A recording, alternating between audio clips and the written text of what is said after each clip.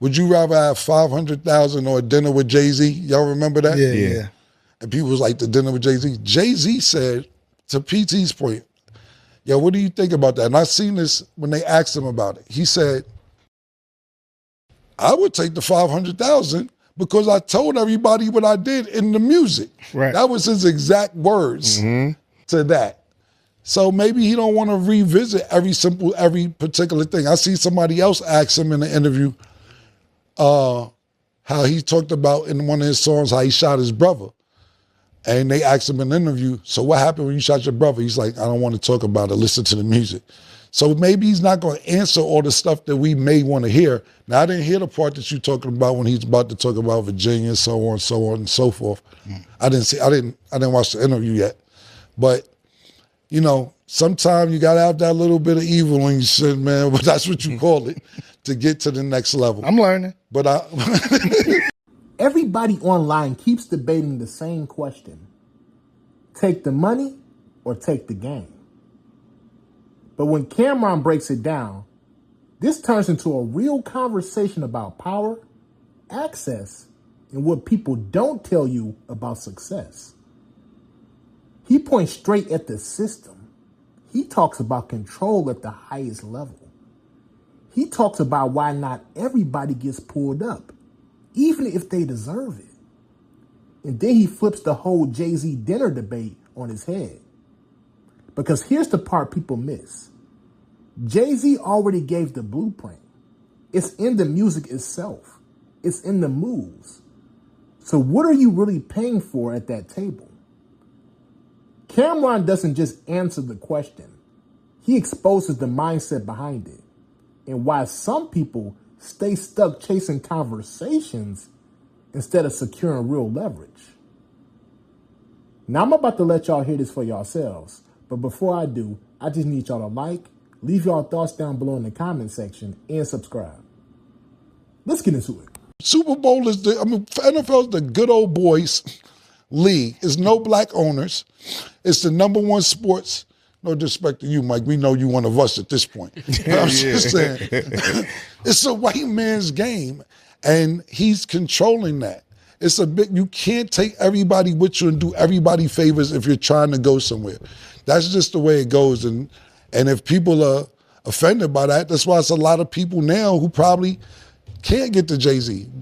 Bleak has access to Jay-Z. Bleak could call Jay-Z and be like, yo, my I seen Bleak in the comments. Just like I said, I don't have a problem with Bleak.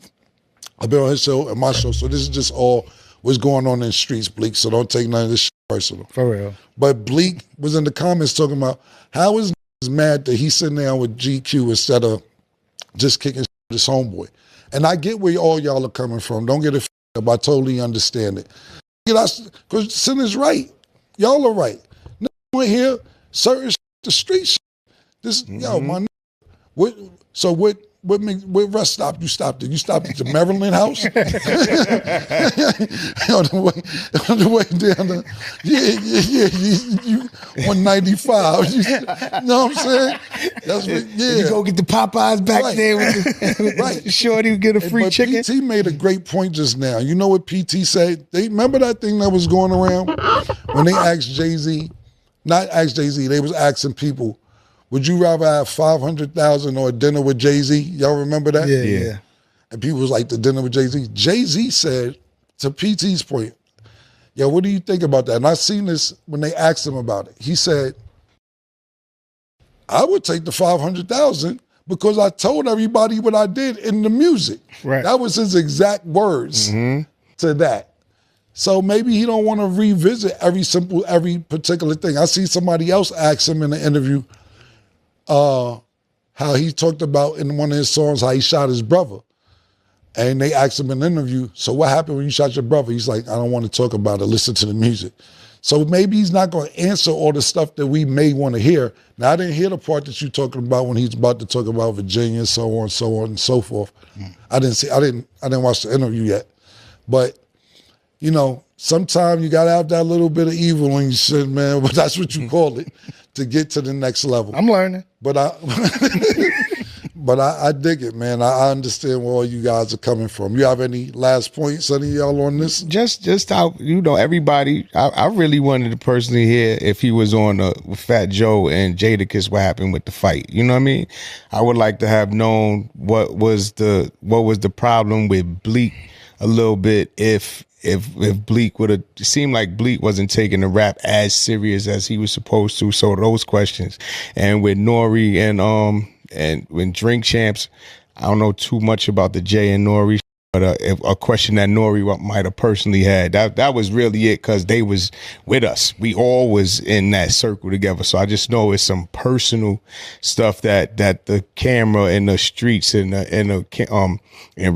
people didn't really know about, that they knew about, that we could have learned something from, just for the culture. That's all. I think we all know that they have business behind the scenes, and I think it would have been really good to see them do business in front of the scenes.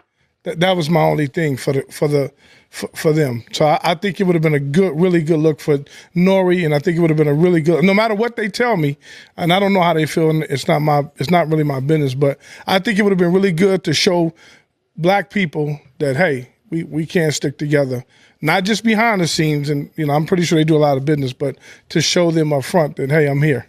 This is the kind of decision that exposes how you really think about money. What I like about this whole conversation is that it forces people to be honest, not perform, not try to sound smart, but actually be real about what they would do if the opportunity showed up today. Because let's be clear, $500,000 is not theory. That's real capital. That's life-changing money if you know how to move it right. That's your debt gone. That's businesses started. And that's freedom being bought back piece by piece. Now, at the same time, sitting across from Jay-Z is not just a dinner. That's proximity to one of the sharpest business minds in music history. That's perspective you cannot Google. And that's game that could shift how you can see everything. So I don't think this is about right or wrong. I think this is about timing and mindset. If you are early in your journey, the money might be the smarter move. You need resources before you need rare conversations. You need something to invest, something to multiply, something to lose and learn from. But if you already got motion and you already have your own capital, then that room hits different. Then the conversation becomes real leverage. And then one insight can unlock something bigger than the $500,000. And here's a business fact for y'all. Most millionaires are created through ownership and equity, not a simple one-time opportunity or conversation. And that's the quiet truth behind all of this. So for me, I see both sides clearly. The money is security and opportunity. The dinner is insight and perspective. But neither one works if the person holding it is not ready yet. So let me ask y'all this. If Cameron and Jay-Z are both right in their own way, which path actually fits your current situation and why? And let's be honest. If you sat down with Jay-Z tomorrow, do you think you would turn that moment into more than $500,000? Or would Cameron's choice end up being the smarter play for you right now? Let me know your thoughts down below in the comment section. And make sure you like and subscribe. Peace.